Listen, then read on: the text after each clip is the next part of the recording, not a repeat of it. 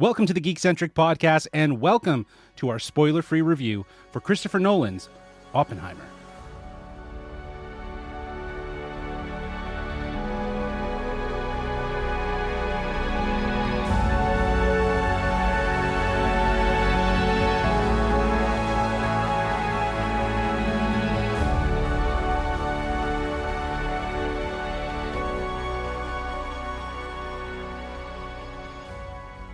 Hello, I'm J-Law, but you can call me Justin. And if you're joining us for the first time, well, we are Geekcentric, a podcast covering the world of movies, TV shows, toys, collectibles, gaming, and all things Geekcentric. Joining me for this nuclear-size, spoiler-free review, first up, he likes the word bombastic, and if you feed him chili, he'll get a little rumbly-tumby. Nate Shelton, how are you, sir? I am become sandwich. That's my Oppenheimer quote for you.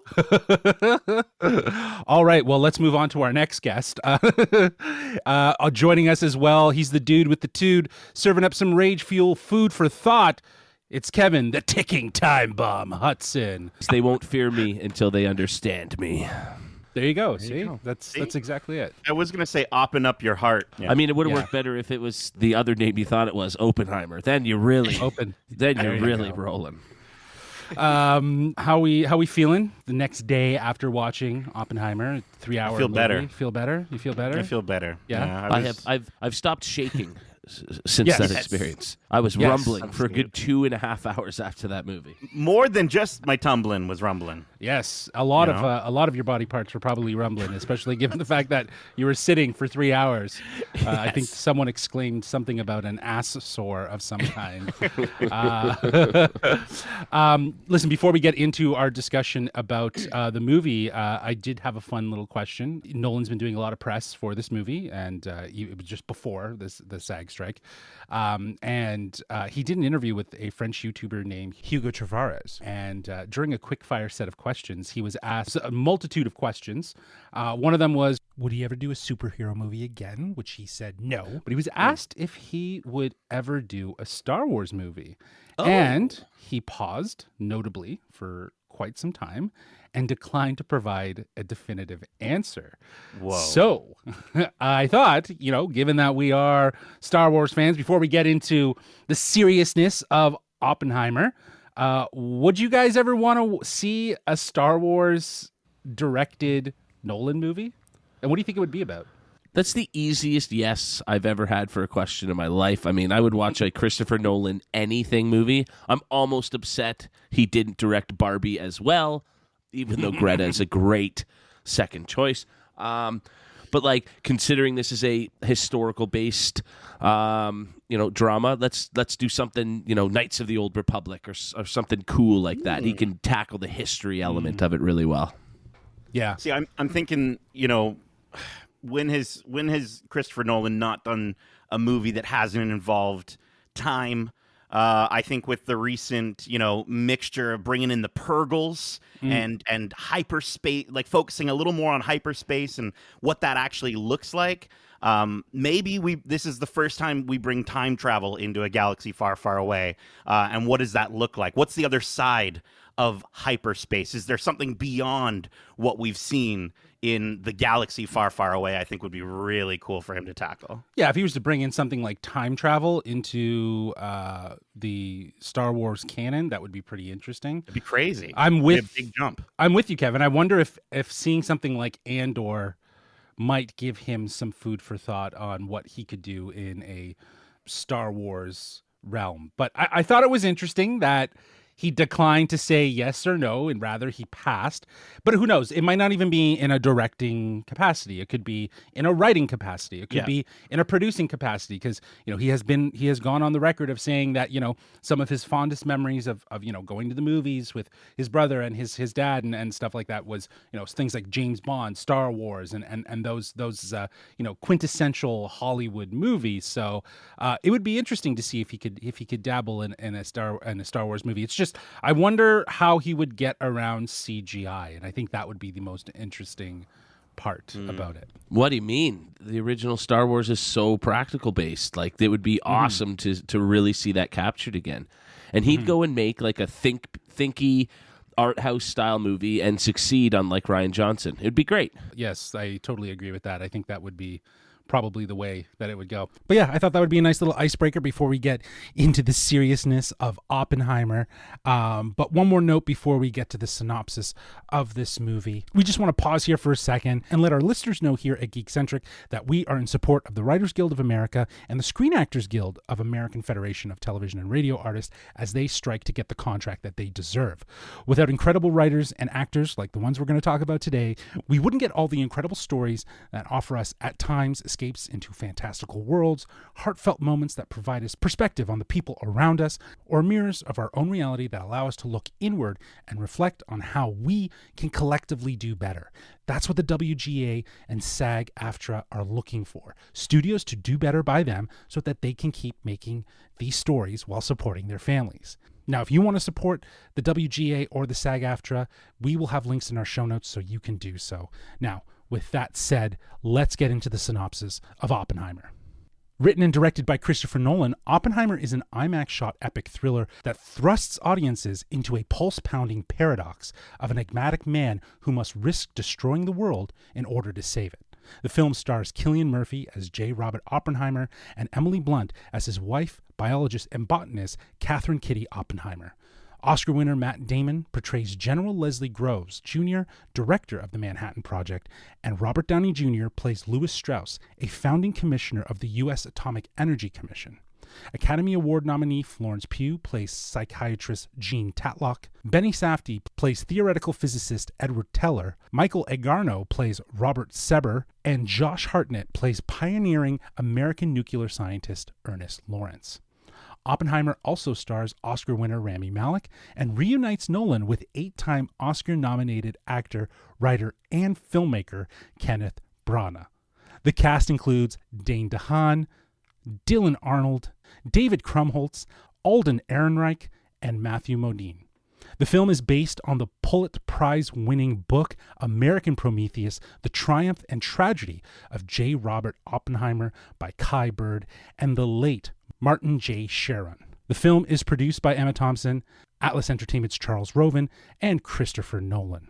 Oppenheimer is filmed in combination of IMAX 65mm and 65mm large format film photography, including, for the first time ever, sections in IMAX black and white analog photography.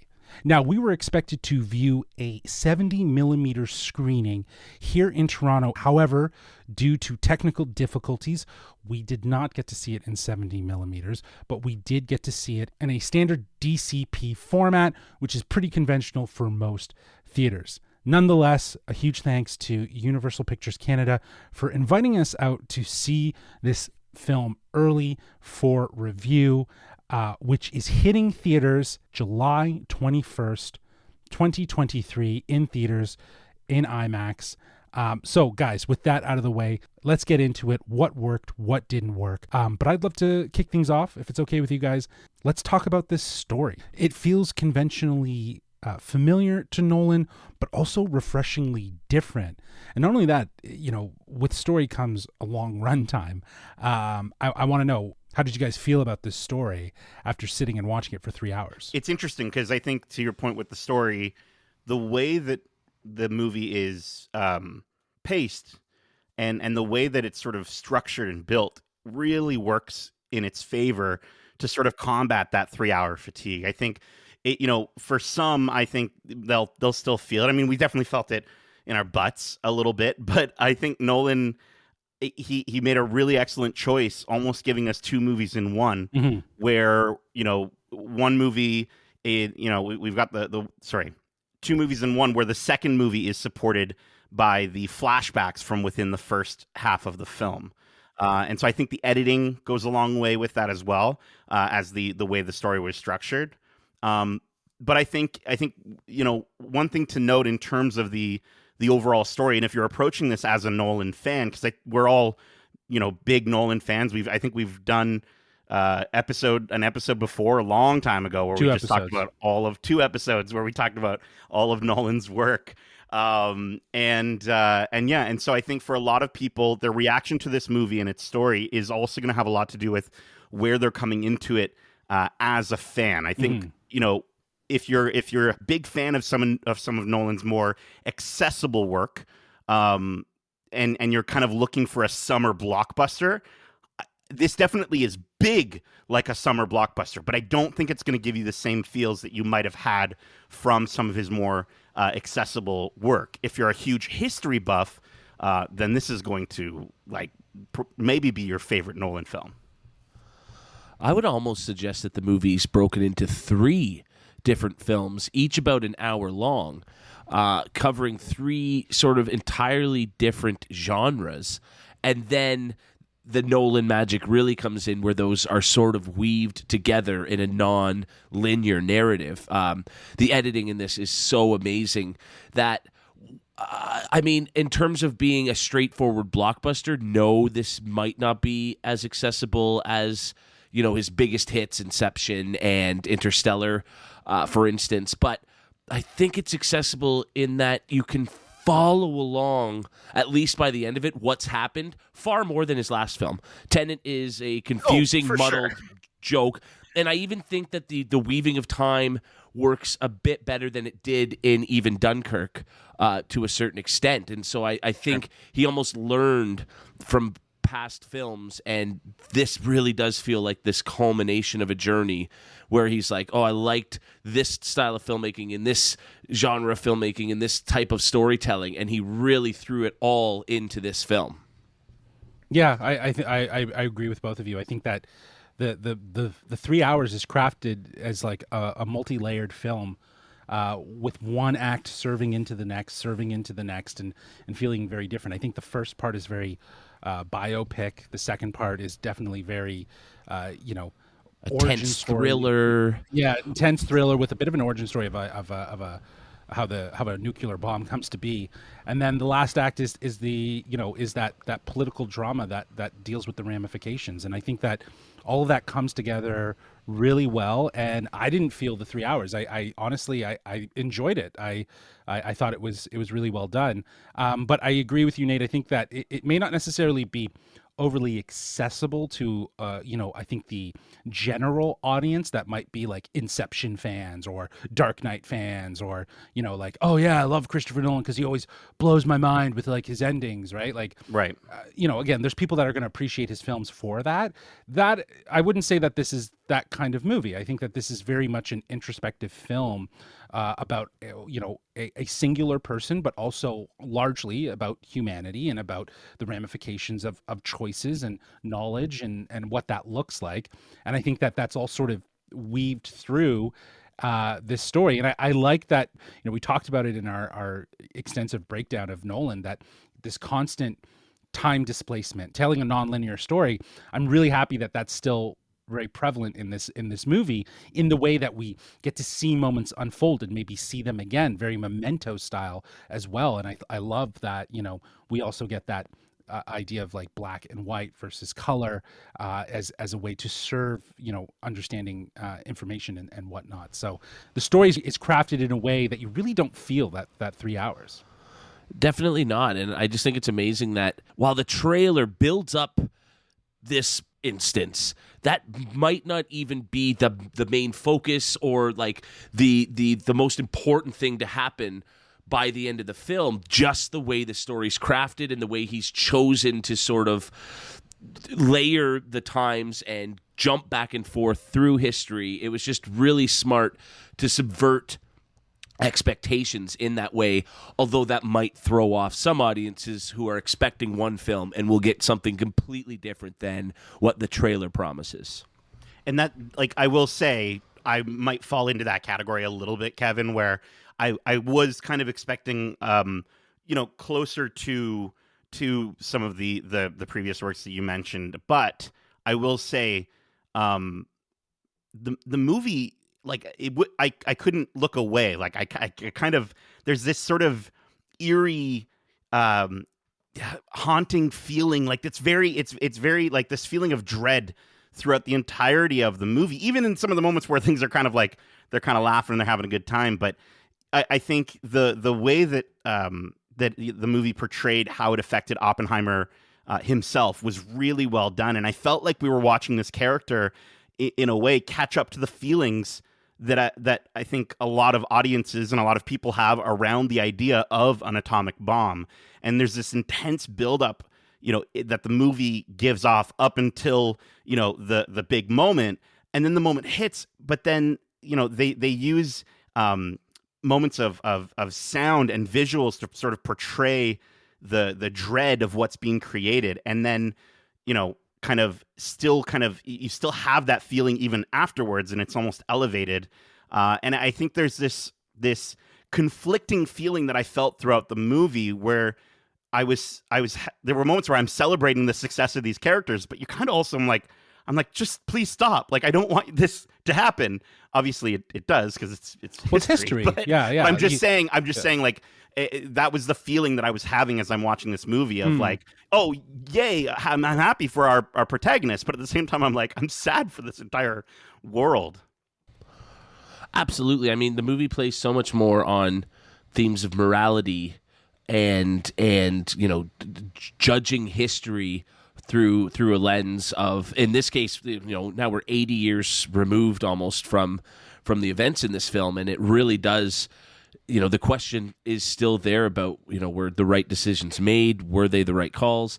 And what I like about it is, like you said, it's history. It happened. We know it happens. We know, there's a big boom, if you will, but that's not the climax and end roll credits of the film. There's so much more to explore in those themes, even after we get to that moment. It's just so smart to do.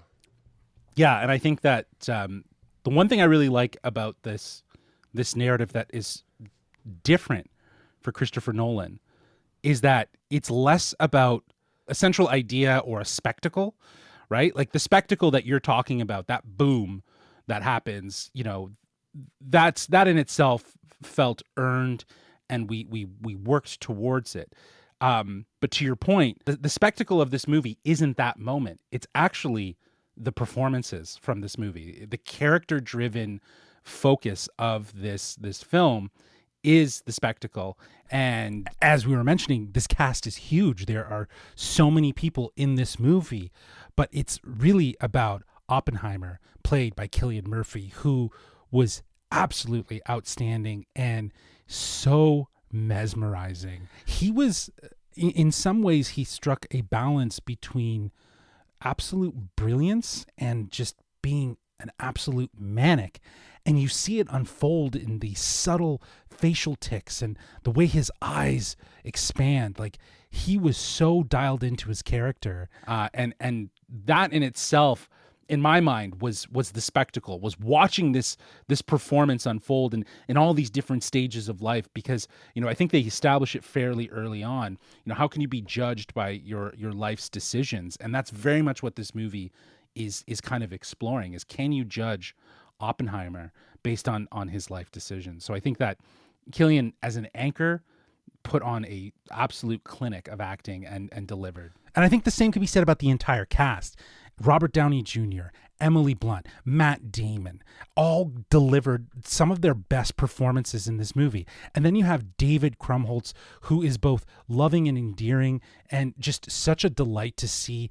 Dane DeHaan, Florence Pugh, like the list goes on. Everyone just brought so much to this movie. And there are some surprise and delight cameos that you won't want to miss. But yeah, everyone was great in this movie, and I really do believe that this movie is about the performances, is about the amazing cast. It's a character-driven Nolan film. Well, I mean, I couldn't name all the characters in this cast. There wasn't a single person that felt off or felt out of place. I think they all played their roles wonderfully.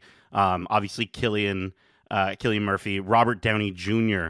I think it's great to see him in a different light than we're used to seeing him, at least in the past little bit.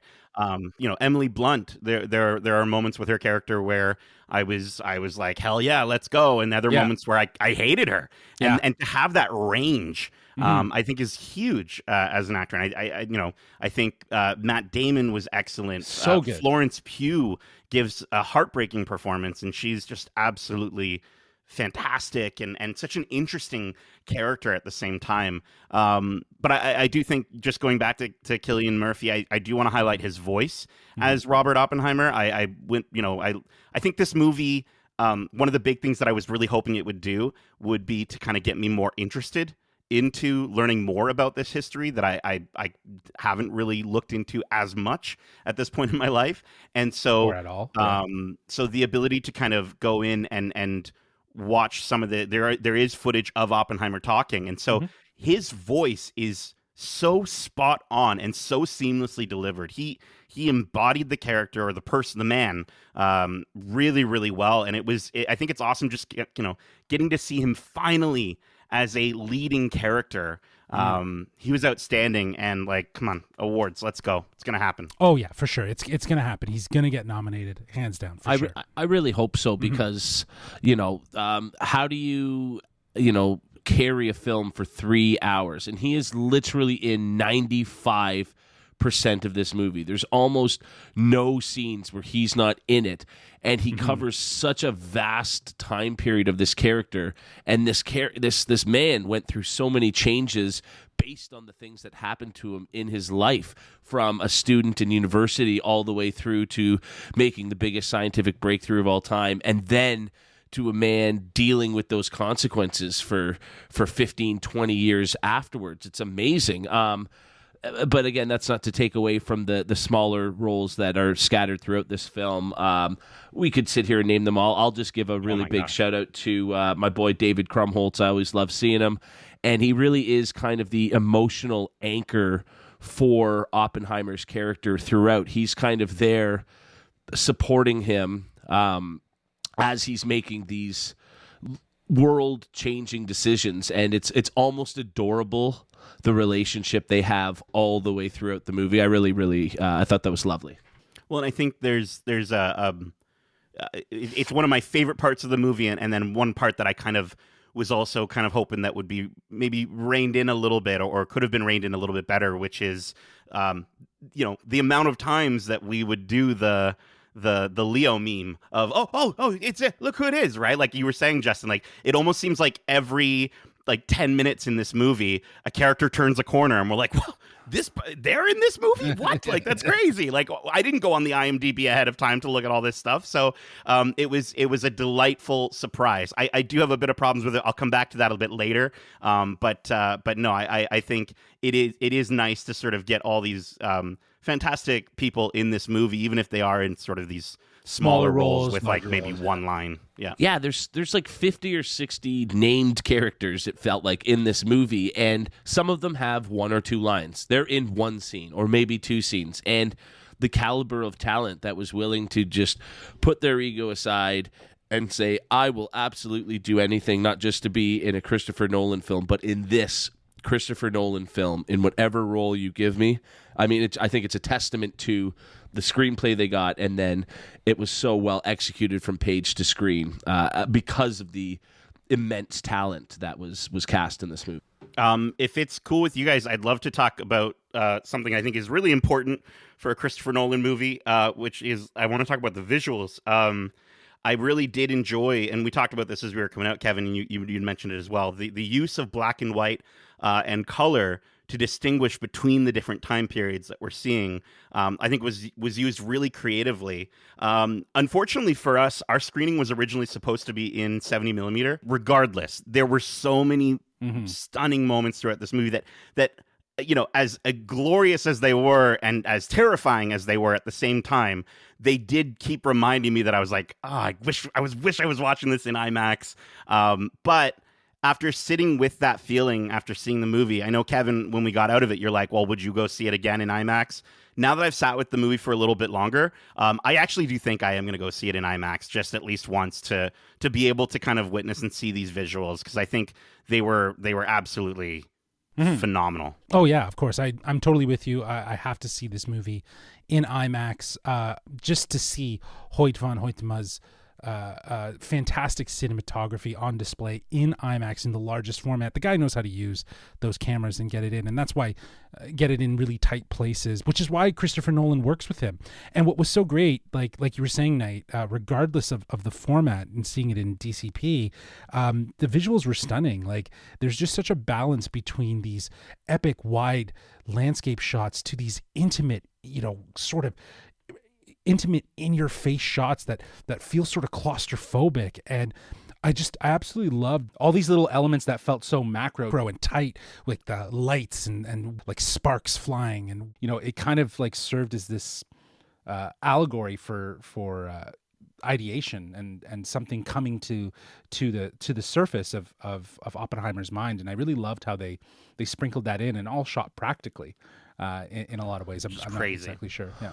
That's what I wanted to talk about, because I know there's been a lot mentioned how he insisted that the big boom, as we're calling it, be done completely practical, which is just, when you see it in its full glory, it's mind-boggling to think about. But what I've learned in addition is that it's all practical. There is no CGI, and so there's even little effects where the background behind him is vibrating and shaking, and to think, I was watching it going, holy shit, that's a practical effect that they're doing. Whoa. That any other director would just entirely do in the post-editing process. And he, so imagine doing take after take as Killian, and the scenery behind you is physically moving to project how you're feeling on the inside. I almost think that must be incredible for an actor to be that immersed in your surroundings, to really project what you're supposed to be feeling. It must have been a really unique filmmaking experience for even the actors.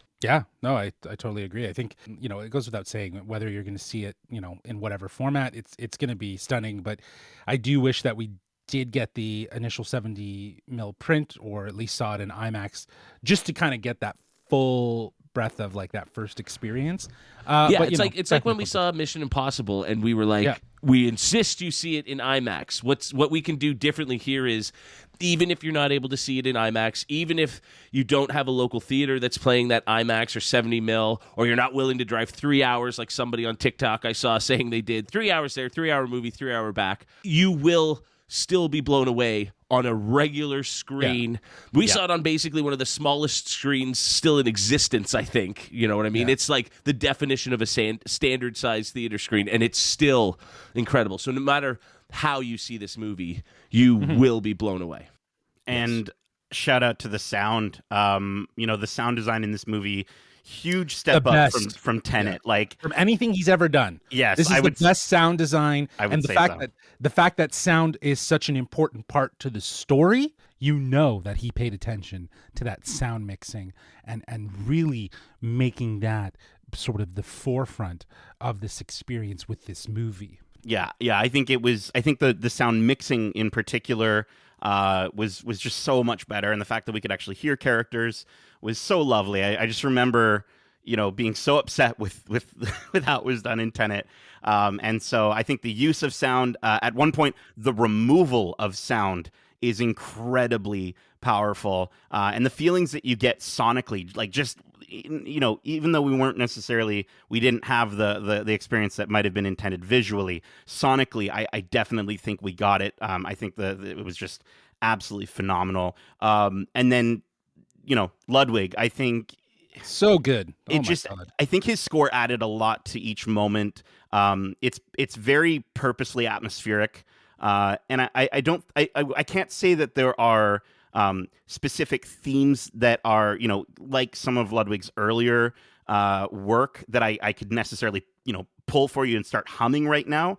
I still found myself at times drawn into a sequence with sort of the building momentum from the music that I think really, really complemented these visuals, which again, we're saying are outstanding. So the fact that the score was able to live up to those visuals, I think is a huge, huge testament to Ludwig's work. They went hand in hand. They drove the tension, the mood, I think Ludwig is in his own right is becoming quite the composer that has a really great understanding of how to break down a script and approach it from a musical standpoint. And I think that's what he did really well with this one is he really deconstructed the script and found a way to use the music to help guide the tension and move the needle forward with this movie.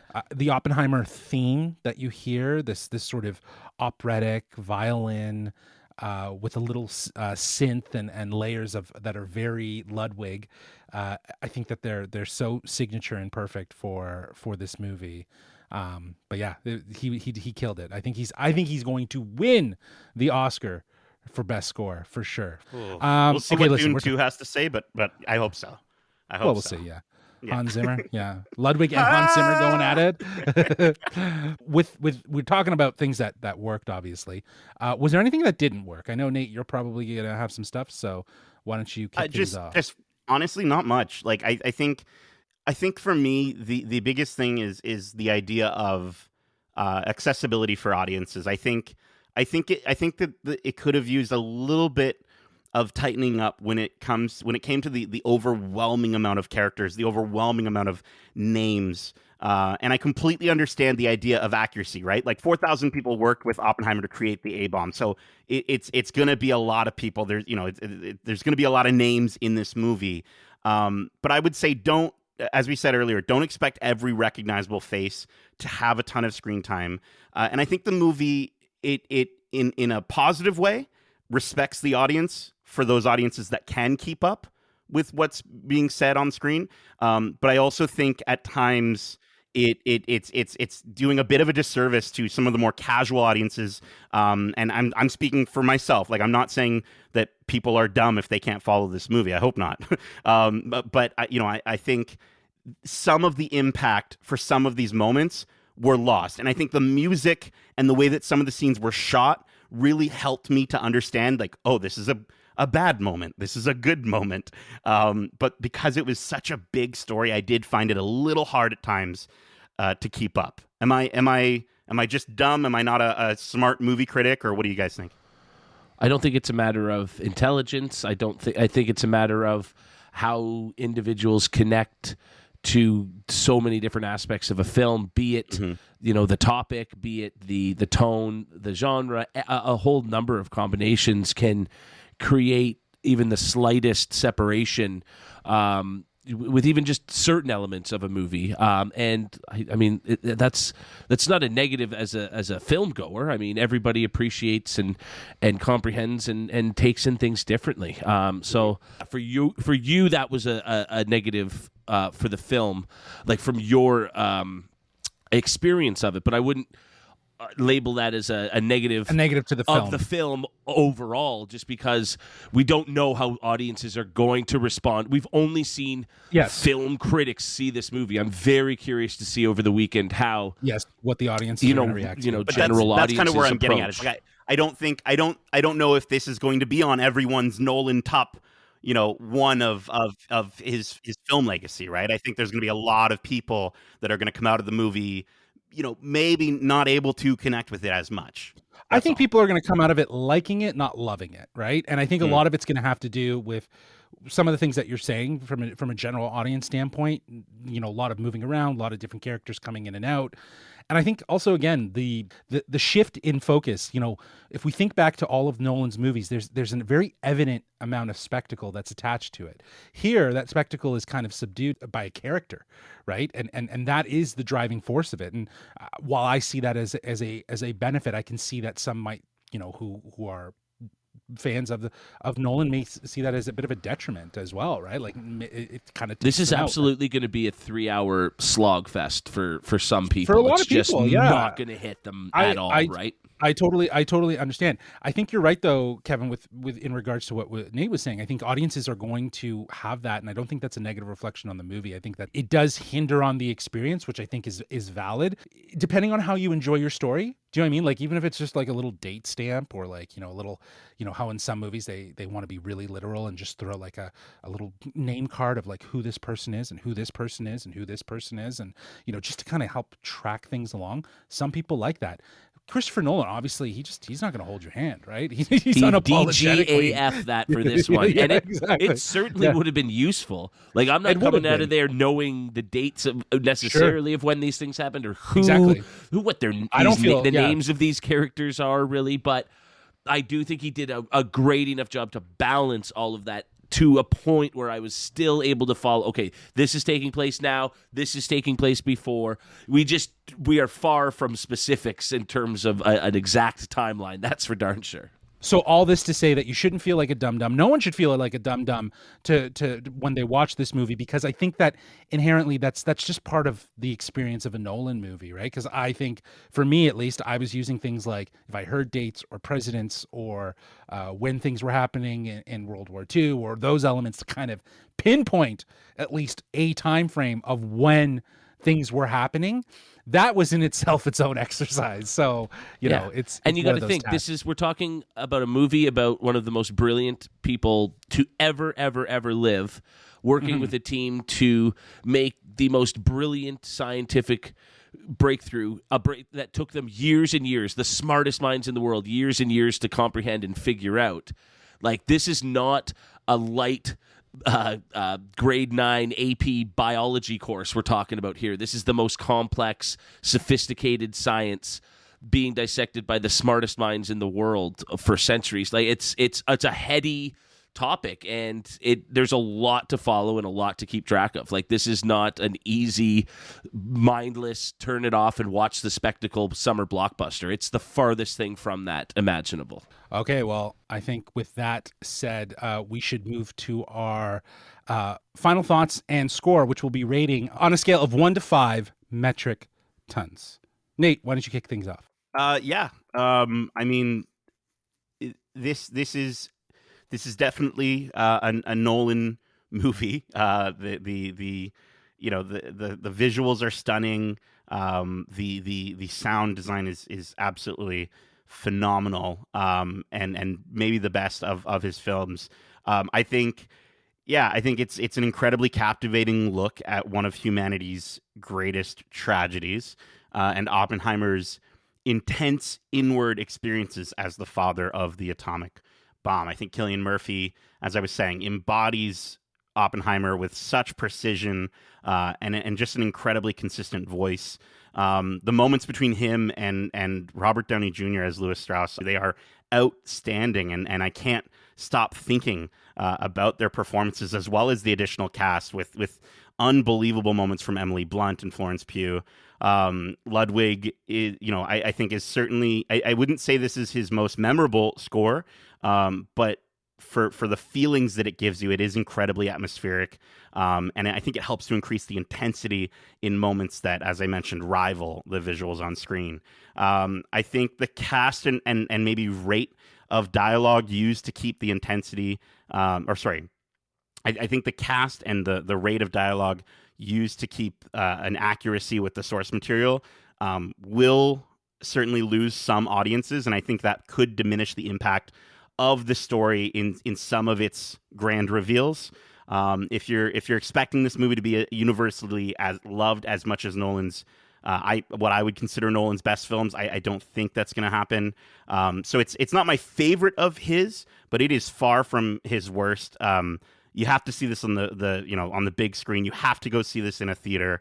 The sound alone, as I mentioned, is going to put a rumbly in your tumbly in a good way. So I'm going to give Oppenheimer a very solid 4 out of 5 metric tons. Awesome. Kev. I think one of the first things I said when we left the theater was, I don't know if I'll watch that one again, at least not anytime soon. And yet, the more I've thought about it, the more I've reflected on it, the more I looked at all the things because that is not to say that I didn't have 1,000 positives that I wanted to say about the movie. While this might not be my favorite Christopher Nolan movie, I think it is his best movie. I think, and I don't care if people put it on the bottom 3 of their Nolan lists, because this isn't Batman.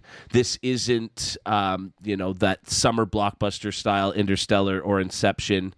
And it doesn't have to be. I think Nolan's at a point now where he's made studios all the money in the world. He's given audiences 3, 4, 5 blockbusters to debate amongst themselves about which is the best Nolan film of that style of film.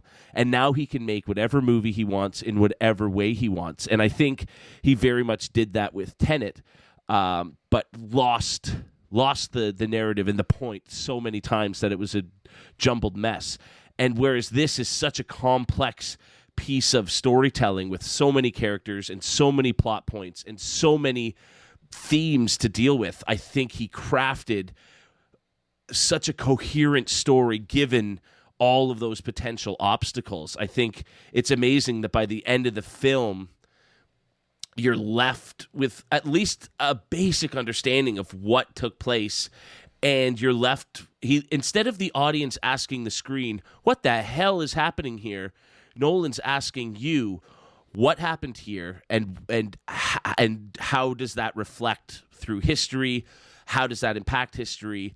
And it's a real debatable morality case. I actually had seminars in university debating the ethics of what this movie is about, and so I think to balance all of that was such an incredible challenge, and really the work of a filmmaker at the top of his game, who's just learned his craft so well over these 20 years that this is his magnus opus. This is his piece de resistance. I hope it's at the very least nominated for Best Picture, because I can't see, there might be more enjoyable Best Picture nominations to come. You mentioned one earlier with Dune. I can't foresee there being a better overall movie than this come award season next year.